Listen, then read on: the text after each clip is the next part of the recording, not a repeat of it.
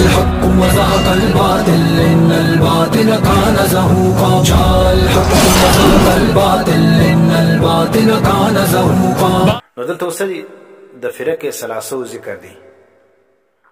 ان ذلک الکتاب لا ریب فیه هدى للمتقین. دا کتاب نازل سلو په دې کې شک نسته، دا هدایت دی د متقیانو لپاره. نو اوس اول مؤمنان ذکر کوي، اول جماعت چې هغو اقرار کړی دی. د دې وروسته بیا د څلور آیتونه چې تیر سو د هغه 5 آیتونه، د 5 آیتو بعد چې کوم دی بیا په 2 آیتو کې د کافرانو ذکر دی. د هغه وروسته بیا 13 آیتونه چې کوم دي 13 آیتونه په هغې کې د منافقانو ذکر دی. منافق چې کوم دی هغه ډېر خطرناک دی. نو ګوره مؤمن دپاره یې څو 5 آیتونه کړل، د هغو صفات د هغو علامې ذکر کړي دي. د هغه وروسته چې کوم دی بیا په 2 آیتو کې د کافرانو ذکر دی.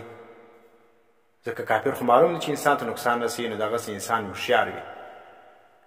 او پاتې سو منافق خو معلومیږي نه د هغه نقصان ډېر زیات دی، ډېر نقصان انسان ته رسوي. نو ځکه قرآن کریم دریم ذکر د منافق کړی دی، او 13 آیتو کې چې کوم دي د هغو تذکره یې کړی، د هغو علامې نښانې دا یې ذکر کړي دي. نو والذین دا چې دي دا للمتقین، متقیان چې کوم دا موصوف سلو الذین یؤمنون بالغیب، دا صفات ذکر کوي. د متقیانو اول صفت دا دی، علامه دا د نښانې دا ده یؤمنون بالغیب، ایمان بالغیب بلري. سیسل بیا مو تفصیل وایي. یو علامه دا سوله په غیب باندې ایمان راوړل. غیب څه معنا؟ پر پټو شیانو ایمان راوړل. اوس الله چې کوم دی هغه موږ نه دي لیدلی، موږ ایمان باندې لرو، رسول مې نه دی لیدلی، ایمان ورباندې لرو. وینې ځکه د غیب معنا چې کوم ده هغه څه چا جلالین سره کم کړی ده، یصدقون بالغیب بما غاب عنهم. دی تصدیق کوي په غیب باندې، په پټو باندې هغه پټ غاب عنهم چې هغه پټ وي د دې څخه، غایب وي د دې څخه، من البعث. او دا رقم جنت و نار دوزخ. وینې جنت و دوزخ چې کوم دا موږ نه دي لیدلي، وینې دا غیب دی. نو دا غیب منل دا د چا د مؤمن اول صفت دا دی چې الله او رسول کوم شی ذکر کړی دی هغه به تمنې کاږه که تا نه یې لیدلی. وینې جنت و دوزخ دا رقم فرشتې سولې، جنات سولو، وینې دا رقم انبیاء کرام سولو. دا قرآن چې کوم شان ذکر کړي دي چې کوم شی موږ نه لیدلی هغه غیب، پر دا ګردو باندې به ته ایمان راوړې. نو د مؤمن اول صفت دا دی یؤمنون بالغیب، دی ایمان لري په غیب باندې، دا یو صفت سلو. دویم ویقیمون الصلاة، دی پابندي کوي لمانځو لره. دا بحث موږ وروسته وایو، زه خالي صفتونه درښیم. اول صفت هغه سو، دویم دا سو. دریم ومما رزقناهم ينفقون، د هغه مال څخه، بعضې د هغه مال څخه، دا من تبعیضیه دی. معنی الله چې کوم دی پر انسان باندې ګرد مال نه دی لازم کړی چې ټول مال ورکوه.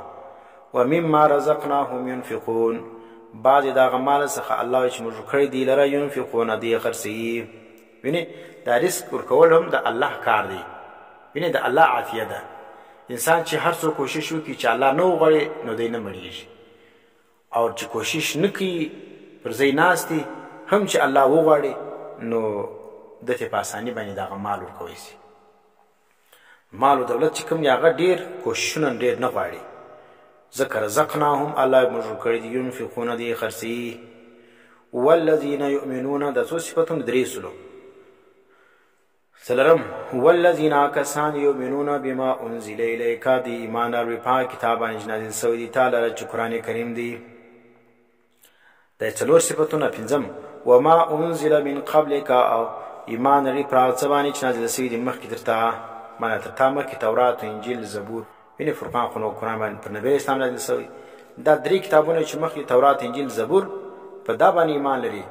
او بل وبالآخرة هم یوقنون، پر آخرت باندې هم دی یقین کوونکي دي.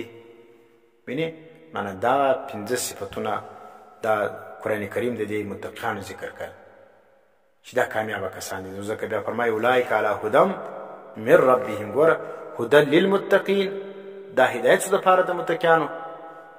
په آخر کې څه فرمایي اولئک علی هدی من ربهم، دا کسان په هدایت باندې دي و اولئک هم المفلحون، خاص دا کسان دي کامیابه. ویني دلته به دا ورته فرمایي دا کامیابه سو. نو دا څوک مراد دي؟ دا صحابه کرام مراد دي. صحابه چې کوم دي هغه پر هدایت باندې ولو او صحابه کرام کامیاب ولو. ویني اوس په دې کې ګوره یوه نکته دا ځکه الله صحابو ته سرټیفیکټ ورکړی دی، سند چې ورکړی دی هغه دا دی چې دا کامیابه دي او دوی پر هدایت باندې دي. اوس صحابو چې کم اعمال کړي دي دا ګر زموږ دپاره حجت دي. دا ویني صحابه کرامو چې پر یو عمل باندې اجماع کړي وي، ټول صحابه کرامو یو عمل کړي وي، نو دا چیز دی، دا عمل زموږ دپاره حجت دی، دلیل دی. د هغه څه اوښتل دا د ګمراهانو د بدعتیانو کار دی. ځکه موږ اهل سنت والجماعت یو. چې کم څوک اهل سنت والجماعت وي دا دوه توري بس په چا کې موجود و دا پر حق باندې دي. اهل سنت څه معنا؟ چې د اعمال دی چې کم اعمال کوي په 24 ګنټې زندګي کې، ویني د په ژوند کې چې کم اعمال کیږي د دې اعمالو ثبوت به په حدیث کې موجود وي. ویني اهل سنت د اعمالو ماخذ او منبع به چی شوي؟ سنت به وي.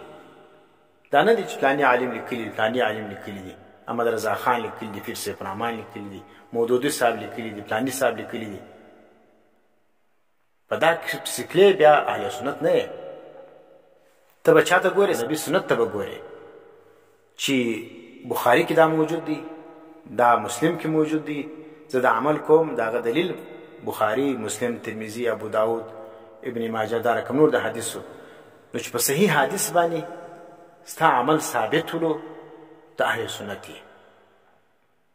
صحیح سلو.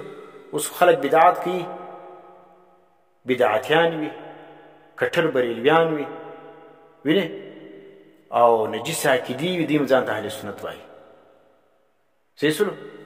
یو کار د صحابو د تابعینو د نبي په ژوند کې موجود نه وي. لکه اوس ګوره دا میلاد سو، دا مروج میلاد، نعتونه ویل او دا رقم بیا دیګونه پخول او دې ته لازم دا لازم ګڼل. ویني څوک چې نه کوي هغه ته وهابیان ویل او د دین شعار بنل. ویني په دا طریقه باندې دا میلاد چې کوم دی دا نبي علیه السلام او صحابو نه دی کړی. اوس دا کسان هم راولاړېږي چې وایي موږ اهل سنت یو، د عشق رسول دی. دا که عشق رسول وای نو صحابو خو به کړی وای. ځکه قرآن څه وایي؟ هدی للمتقین. دا قرآن هدایت د متقیان دپاره. دا متقیان صحابه کرام دي. یؤمنون بالغیب ویقیمون الصلاة ومما رزقناهم ينفقون. وینې دا صفات ذکر کړي دي. بیا څه فرمایي؟ اولئک علی هدی من ربهم واولئک هم المفلحون. دا کامیاب دي. نو ستا د دې بدعاتو وجود دا په حدیثو کې نشته. په حدیث کې د دا رقم میلاد ذکر نشته. نو خلاصه دا سو اهل سنت هغه کسان ته ویل کیږي چې د هغو اعمال په سنت باندې ثابت وي. وینې او بل والجماعت. جماعت څه مراد څه دی؟ د صحابو جماعت مراد دی.